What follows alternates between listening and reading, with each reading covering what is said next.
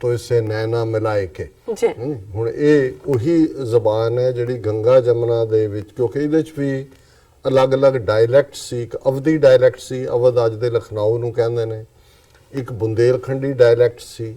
ਇੱਕ ਇਧਰ ਜਿਹੜਾ ਬ੍ਰਜ, ਜਿਹੜੇ ਕਿ ਕ੍ਰਿਸ਼ਨ ਦੀ ਜਨਮ ਭੂਮੀ ਜਮਨਾ ਦੇ ਵਿੱਚ ਬ੍ਰਜ ਬਾਲਾ, ਗੋਪੀਆਂ ਨੂੰ ਬ੍ਰਜ ਬਾਲਾਵਾਂ ਕਹਿੰਦੇ ਨੇ, ਉਹ ਲਿਟਰਰੀ ਲੈਂਗੁਏਜ ਸੀ। ਔਰ ਕਿਉਂਕਿ ਜਿਹੜੀ ਜ਼ਬਾਨ ਦੇ ਵਿੱਚ ਲਿਖਿਆ ਹਿੰਦੀ ਦੇਵਨਾਗਰੀ ਦੇ ਤੌਰ ਤੇ, ਤਾਂ ਅੰਗਰੇਜ਼ਾਂ ਨੇ 19ਵੀਂ ਸਦੀ 'ਚ ਲਿਆ ਕੇ ਸਿਰ ਦੇ ਉੱਤੇ ਬਿਠਾਈ ਔਰ ਫਿਰ ਉਸ ਸਾਰੇ 'ਚੋਂ ਉਰਦੂ ਜਿਹੜਾ ਇੱਕ ਫੰਕਸ਼ਨਲ ਜ਼ਬਾਨ ਦੇ ਤੌਰ ਤੇ ਨਿਕਲੀ। ਸੋ ਇਸ 'ਚ ਭਾਈ ਗੁਰਦਾਸ ਜੀ ਦੇ 675 ਸਵਈਏ ਨੇ।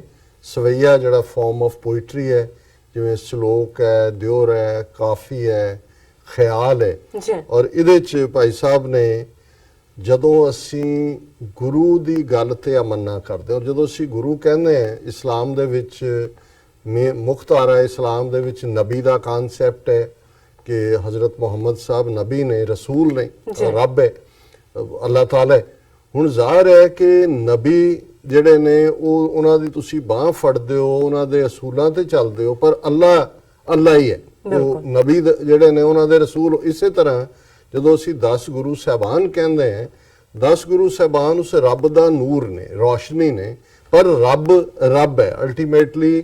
ਔਰ ਇਸੇ ਤਰ੍ਹਾਂ ਸੂਫੀ ਇਸਲਾਮ ਦੇ ਵਿੱਚ ਖਾਸ ਤੌਰ ਤੇ ਜਿਵੇਂ ਮੁਰਸ਼ਦ ਦਾ ਕਨਸੈਪਟ ਹੈ, ਉਹ ਹਜ਼ਰਤ ਬੁੱਲੇ ਸ਼ਾਹ ਹੋਣ, ਸਾਈਂ ਬੁੱਲੇ ਸ਼ਾਹ, ਸੁਲਤਾਨ ਬਾਹੂ ਹੋਏ, ਸ਼ਾਹ ਹੁਸੈਨ ਹੋਏ, ਇਹ ਜਦੋਂ ਸਾਰੇ ਕਰਦੇ ਨੇ ਤੇ ਇਹ ਮੁਰਸ਼ਦ ਦੀ ਗੱਲ ਕਰਦੇ ਨੇ।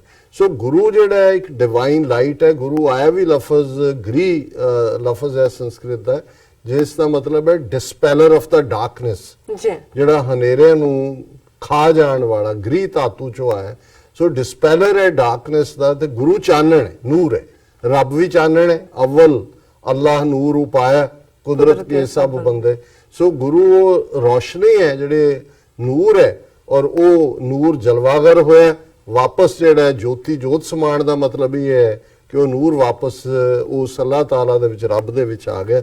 ਸੋ ਇਸ ਕਵਿਤ ਦੇ ਵਿੱਚ ਵੀ ਭਾਈ ਸਾਹਿਬ ਨੇ ਇਹ ਯਾਦ ਕਰਵਾਇਆ ਕਿ ਜਦੋਂ ਅਸੀਂ ਇਸ ਰਸਤੇ ਤੇ ਚੱਲਦੇ ਹਾਂ ਗੁਰੂ ਦੀ ਮੱਤ ਦੇ ਉੱਤੇ, ਔਰ ਗੁਰੂ ਦੀ ਮੱਤ, ਸਿੱਖਿਆਵਾਂ, ਉਪਦੇਸ਼, ਟੀਚਿੰਗਸ, ਉਹਨੂੰ ਅਸੀਂ ਟੁਗੈਦਰ ਗੁਰਮਤ ਕਹਿੰਦੇ ਹਾਂ। ਅਸੀਂ ਜਦੋਂ ਗੁਰਮਤ ਦੇ ਉੱਤੇ ਚੱਲਦੇ ਹਾਂ, ਗੁਰਮੁਖ ਮਾਰਗ ਹੋਏ ਧਾਵਤ ਬਰਜ ਰਾਖੇ, ਸਹਿਜ ਵਿਸ਼ਰਾਮ ਧਾਮ ਨਿਹਚਲ ਬਾਸ ਹੈ, ਚਰਨ ਸ਼ਰਨ ਰਜ ਰੂਪ ਕੈ ਅਨੂਪ, ਊਪ ਦਰਸ ਸਮ ਦਰਸ ਪ੍ਰਗਾਸ ਹੈ, ਸ਼ਬਦ ਸੁਰਤ ਲਿਵ ਬਜਰ ਕਪਾਟ ਖੁੱਲੇ, ਅਨਹਦ ਨਾਦ ਬਿਸਮਾਦ ਕੋ ਵਿਸ਼ਵਾਸ ਹੈ, ਅੰਮ੍ਰਿਤ ਬਾਣੀ ਅਲੇਖ ਲੇਖ ਕੇ ਅਲੇਖ ਪਏ, ਪਰ ਦਛਨਾ ਕੈ ਸੁਖ ਦਾਸਨ ਕੇ ਦਾਸ ਹੈ। ਕਿਉਂਕਿ ਇਹਨਾਂ ਸਾਰੇ ਕਵਿਸ ਦੇ ਵਿੱਚ ਪੋਇਟਰੀ ਦਾ ਇੱਕ ਮੀਟਰ ਹੈ, ਔਰ ਉਹਦੇ 'ਚ ਇੱਕ ਮੈਲੋਡੀ ਹੈ। ਉਹਨੂੰ ਤੁਸੀਂ ਜਿਹੜਾ ਹੈ ਉਹ ਇੱਕ ਮੈਲੋਡੀ 'ਚ ਇੰਜੋਏ ਕਰਦੇ ਹੋ। ਤੇ ਭਾਈ ਸਾਹਿਬ ਕਹਿੰਦੇ ਨੇ ਕਿ ਜਿਹੜਾ ਗੁਰਮੁਖ ਗੁਰੂ ਦੇ ਰਸਤੇ ਦੇ ਉੱਤੇ ਤੁਰ ਪੈਂਦਾ ਹੈ, ਉਸ ਦਾ 4 ਚਫੇਰੇ 10 ਦਿਸ਼ਾਵਾਂ 'ਚ ਦੌੜਨ ਵਾਲਾ ਮਨ ਜਿਹੜਾ ਹੈ ਉਹ ਟਿਕ ਕੇ ਰੱਬ ਦੀ ਇਬਾਦਤ 'ਚ ਆ ਜਾਂਦਾ ਹੈ। ਉਹ ਉਸ ਦਾ ਜਿਹੜਾ ਮਨ ਹੈ ਉਹ ਸਟੇਬਲ, ਪੀਸਫੁਲ, ਇਕੁਇਪੋਇਜ਼ ਹੁੰਦਾ ਹੈ, ਸਹਿਜ ਵਿਸ਼ਰਾਮ ਧਾਮ ਨੇਚਲ ਬਾਸ, ਉਹ ਟਿਕ ਜਾਂਦਾ ਹੈ, ਮਨ ਕਿਤੇ ਫਿਰ ਦੌੜਦਾ ਨਹੀਂ ਹੈ। ਔਰ ਉਸ ਦੇ ਜਿਹੜਾ ਗੁਰੂ ਦੀ ਚਰਨਾਂ ਦੀ ਸ਼ਰਨ ਵਿੱਚ ਆਉਂਦਾ ਹੈ, ਗੁਰੂ ਦੇ ਚਰਨਾਂ ਦੀ ਧੂੜ ਜਿਸ ਦੇ ਮੱਥੇ ਤੇ ਲੱਗਦੀ ਹੈ, ਚਰਨ ਸ਼ਰਨ ਰਜ ਧੂੜ ਨੂੰ ਕਹਿੰਦੇ ਨੇ।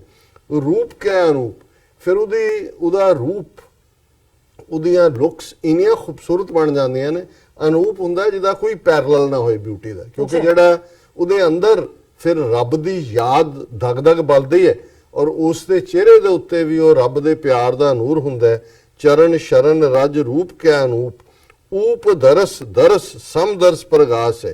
ਕਿਉਂਕਿ ਜਦੋਂ ਉਹਨੂੰ ਗੁਰੂ ਦਾ ਗਲਿੰਪਸ ਮਿਲਦਾ ਹੈ, ਉਹ ਰੱਬ ਦੇ ਕਰੀਬ ਹੁੰਦਾ ਹੈ, ਉਸਨੂੰ ਰੱਬ ਦੀ ਕੁਰਬਤ ਹਾਸਲ ਹੁੰਦੀ ਹੈ, ਤੇ ਉਹਦੇ ਅੰਦਰ ਵੀ ਉਹ ਰੱਬ ਦਾ ਚਾਨਣ ਹੁੰਦਾ ਹੈ। ਸਮਦਰਸ, ਉਹ ਫਿਰ ਸਾਰਿਆਂ ਲੋਕਾਂ ਦੇ ਵਿੱਚ, ਸਾਰੀ ਕਾਇਨਾਤ ਦੇ ਵਿੱਚ ਉਸ ਰੱਬ ਨੂੰ ਦੇਖਦਾ ਹੈ। ਸਮਦਰਸ, ਉਸ ਦੇ ਵਿੱਚ ਫਿਰ ਕੋਈ ਡਿਸਪੈਰਿਟੀ ਨਹੀਂ ਹੁੰਦੀ, ਕੋਈ ਉਸ ਦੇ ਵਿੱਚ ਡਿਸਕ੍ਰਿਮੀਨੇਸ਼ਨ ਨਹੀਂ ਹੁੰਦੀ। ਉਹ ਇਹ ਸਮਝਦਾ ਹੈ ਕਿ ਖਾਲਕ ਖਲਕ ਮੈਂ ਖਾਲਕ ਪੂਰ ਰਹੋ ਸਭ ਦਾਈ। ਫਿਰ ਭਾਈ ਸਾਹਿਬ ਕਹਿੰਦੇ ਨੇ ਸ਼ਬਦ ਸੁਰਤ ਲਿਵ ਬਜਰ ਕਪਾਟ ਖੋਲੇ, ਜਦੋਂ ਤੁਹਾਡੀ ਸੁਰਤ ਗੁਰੂ ਦੇ ਸ਼ਬਦ ਦੇ ਵਿੱਚ ਟਿਕ ਕੇ ਰੱਬ ਦੇ ਨੇੜੇ ਤੁਹਾਨੂੰ ਲੈ ਆਉਂਦੀ ਹੈ, ਤੇ ਤੁਹਾਡੇ ਅੰਦਰ ਤੁਹਾਡੇ ਹੰਕਾਰ ਔਰ ਤੁਹਾਡੇ ਪੋਜੈਸਿਵਨੈਸ ਕਰਕੇ ਜਿਹੜੇ ਤੁਹਾਡੇ ਅੰਦਰ ਦੇ ਦਰਵਾਜ਼ੇ ਬੰਦ ਸੀ, ਕਪਾਟ, ਉਹ ਬਜਰ ਜਿਹੜੇ ਪੂਰੇ ਤਰ੍ਹਾਂ ਜਿਹਨੂੰ ਜੰਗਾਲੇ ਹੋਏ ਬੰਦ ਸੀ, ਬਜਰ ਕਪਾਟ ਖੁੱਲੇ, ਉਹ ਰੱਬ ਦੇ ਉਸ ਚਾਨਣ ਦੇ ਨਾਲ ਉਹ ਖੁੱਲ ਜਾਂਦੇ ਨੇ। ਅਨਹਦ ਨਾਦ ਬਿਸਮਾਦ ਕੋ ਵਿਸ਼ਵਾਸ ਹੈ। ਫਿਰ ਅੰਦਰ ਜਿਹੜੇ ਤੁਹਾਡੇ ਇੱਕ ਆਨੰਦ ਦਾ ਮਿਊਜ਼ਿਕ ਹੈ ਜਿਹਨੂੰ ਕੋਈ ਵਜਾ ਨਹੀਂ ਰਿਹਾ ਹੁੰਦਾ, ਉਸ ਨੂੰ ਤੁਸੀਂ ਉਸ ਆਨੰਦ ਦੇ ਵਿੱਚ ਤੁਹਾਡਾ ਅੰਦਰ ਆਨੰਦ ਦੇ ਨਾਲ ਭਰਿਆ ਹੁੰਦਾ ਹੈ। ਆਨੰਦ ਭਿਆ ਮੇਰੀ ਮਾਏ ਸਤਿਗੁਰੂ ਮੈਂ ਪਾਇਆ। ਤਾਂ ਅਖੀਰ ਚ ਭਾਈ ਸਾਹਿਬ ਕਹਿੰਦੇ ਨੇ ਅੰਮ੍ਰਿਤ ਬਾਣੀ ਅਲੇਖ ਲੇਖ ਕੇ ਅਲੇਖ ਪੈ। ਜਦੋਂ ਤੁਸੀਂ ਗੁਰੂ ਦੀ ਬਾਣੀ ਨਾਲ ਜੁੜਦੇ ਹੋ ਤੇ ਰੱਬ ਦੀ ਦਰਗਾਹ ਦੇ ਵਿੱਚ ਫਿਰ ਤੁਹਾਡਾ ਲੇਖਾ ਵੀ ਫਟ ਜਾਂਦਾ ਹੈ। ਉਹ ਤੁਹਾਡਾ ਅਲੇਖ ਦਾ ਮਤਲਬ ਕੋਈ ਲੇਖਾ ਨਹੀਂ ਰਹਿੰਦਾ, ਕੋਈ ਅਕਾਊਂਟੇਬਿਲਟੀ ਨਹੀਂ ਹੁੰਦੀ। ਔਰ ਅਸੀਂ ਪੜ੍ਹਦੇ ਹਾਂ ਲੇਖਾ ਛੋੜ ਅਲੇਖਾ ਛੂਟੇ, ਕਿ ਜੇ ਦੁਨੀਆਦਾਰੀ ਦਾ ਇਸ ਹਿਸਾਬ ਕਿਤਾਬ ਮਾਇਆ ਚੋਂ ਨਿਕਲ ਜਾਓ ਤੇ ਜਿੱਥੇ ਉਹਨੇ ਹਿਸਾਬ ਲਿਖਣਾ ਉੱਥੇ ਤੁਹਾਡਾ ਹੋਣਾ ਹੀ ਨਹੀਂ। ਸਭ ਉਹਦਾ ਜਿਹੜਾ ਦਰਗਾਹ ਦੇ ਵਿੱਚ ਤੁਹਾਡੀ ਉਹ ਪੂਰੀ ਬੰਦ ਖਲਾਸੀ ਹੈ। ਅੰਮ੍ਰਿਤ ਬਾਣੀ ਅਲੇਖ ਲੇਖ ਕੇ ਅਲੇਖ ਪੇ, ਪਰ ਦਛਣਾ ਕੇ ਸੁਖ ਦਾਸਨ ਕੇ ਦਾਸ ਹੈ। ਪਰ ਦਛਣਾ ਹੁੰਦਾ ਹੈ ਸਰਕਮਐਂਬੂਲੇਟ ਕਰਦਾ। ਜਦੋਂ ਤੁਸੀਂ ਗੁਰੂ ਦੇ ਦੁਆਲੇ ਪਰਿਕਰਮਾ ਕਰਦੇ ਹੋ, ਇਸ ਦਾ ਮਤਲਬ ਇਹ ਹੈ ਵੀ ਪਰਿਕਰਮਾ ਗੁਰੂ ਦੇ ਸ਼ਬਦ ਨੂੰ ਤੁਹਾਡਾ ਜੀਵਨ ਦਾ ਆਧਾਰ ਬਣ ਜਾਂਦਾ ਹੈ ਤੇ ਫਿਰ ਤੁਹਾਡੇ ਅੰਦਰ ਸਦੀਵੀ ਸੁੱਖ ਆ ਜਾਂਦਾ ਹੈ।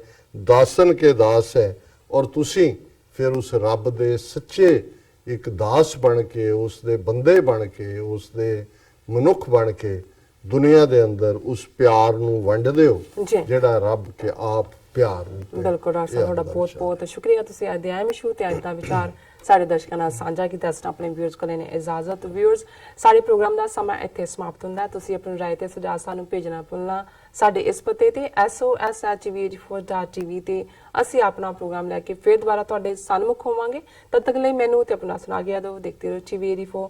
ਬੁਲਾ ਦਿਓ ਫਤਿਹ। ਵਾਹਿਗੁਰੂ ਜੀ ਕਾ ਖਾਲਸਾ, ਵਾਹਿਗੁਰੂ ਜੀ ਕੀ ਫਤਿਹ।